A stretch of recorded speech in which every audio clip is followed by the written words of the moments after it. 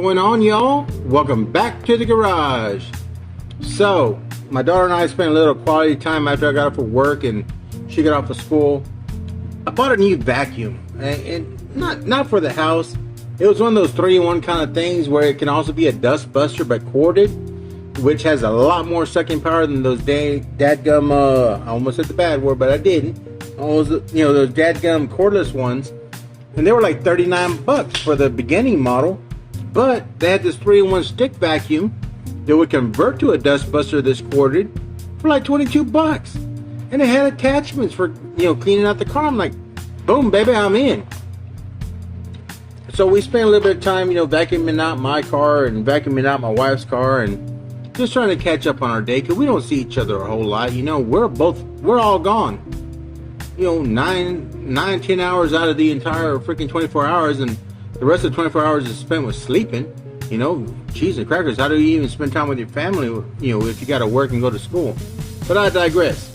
So anyway, we were talking, and I told her, I said, hey, you know what? I said, when you go inside to go eat, I said, pick me out a car, and I want to do a review video. I don't think I've ever done a review video. I talk about things in my videos, but I said, pick out a car, any car. She spun around the garage, told me when to stop and whatever, and she dug through a box and she came up with this 64 Lincoln.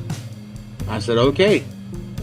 My cousin Mike sent me this, about a month ago or so. I said, why not? Let's learn some things about this car, and I'll make a video and you can watch it later. And she said, okay. And so I learned some interesting things. Very interesting things. So I know in a previous video I said that this was just like the car that JFK was shot in, and it was, but technically that was a 61. This is a 64. 64 had some interesting things going on for it because number one, these little vent windows on the side on a 64 convertible, those would have all been all powered, whereas a 63 wouldn't. Another thing is this silver trim. You see how it goes to the front and the back and all on the bottom? The silver trim was only on the 64. Had it been a 63, and right there along that bottom, that would have been the only silver you've seen right there, not at the front or the back. So 64 got the full chrome package all the way to the front, to the rear. Thought that was pretty interesting. But also is very interesting about this car. Let's go ahead and crack this thing open and we'll put them side by side. Not real happy with the graphics, but cheese and crackers, man, it's nice. Very, very nice.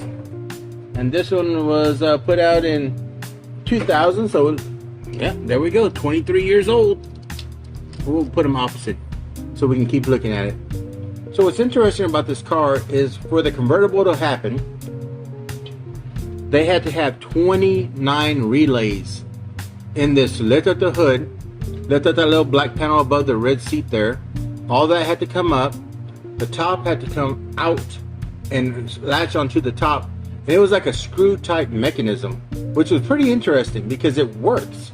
It latches, automatic screws come down and hold it in place. But they found that because the rear windows would be up most of the time, it would crack the windshield.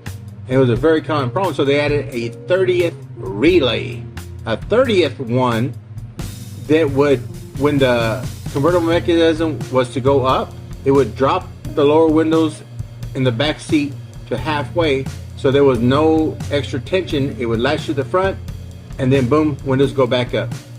Said and done. Fantastic, man. This was engineering back in '64. Get the hell out of here, fly. So this was like some fantastic, okay, this is what we made. We love it. How do we fix it? And let's add another relay. So 30 relays to run the trunk, the automatic little part that covers the space where the canopy is hid. Fantastic, man. Absolutely fantastic. These guys were geniuses, man, to make this happen. This is one of the most expensive cars to repair if you own one. There's just so much electrical things going on in here that I don't think I could ever afford one unless I became a millionaire. If I won the lottery, I'd probably have one. because cheese and crackers, it's a beautiful, beautiful car. Oh, one more interesting thing before I cut this video short. We're already at 5 minutes. These had what they would call suicide doors. These would open to the front, these would open to the back. And they call them suicide doors because if you were at any type of, get out of here, you freaking fly. If you were any type of speed, if you opened up that back door, the sheer force of the wind would throw you out the side door and you'd be rolling down the highway, son. So yeah, they call them suicide doors for that, because it's suicide to open them at any type of speed. But there was a reason that they had to do that.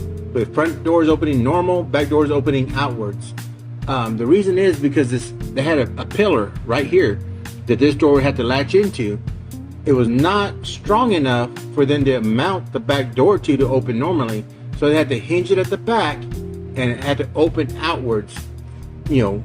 So there you go. And that's why they had suicide doors on the 64 Lincoln.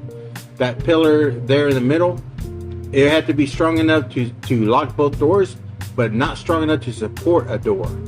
So yeah, those are some interesting things I found out. So I want to tell my daughter Aaliyah, thank you very much for picking this car, because I learned a lot of things. And a lot of these things you can learn just by watching other YouTube videos other than the people you subscribe to. Yeah, fantastic. So anyway, I want to thank my cousin Mike for sending me this awesome 64 Lincoln. I like this black one. It's one of my favorites of all time. And I just love having it around, man. I'm not sure about those wheels on there, but hey, it's a modded ride. I'm cool with that. I can understand that. So anyway, y'all, that's all I got. As always, thanks for stopping by the garage. Absolutely makes my day and it makes my night. And as always, be safe, be well, and be kind. Always be kind. Until the next time at the garage, I'll see you later, grease monkeys.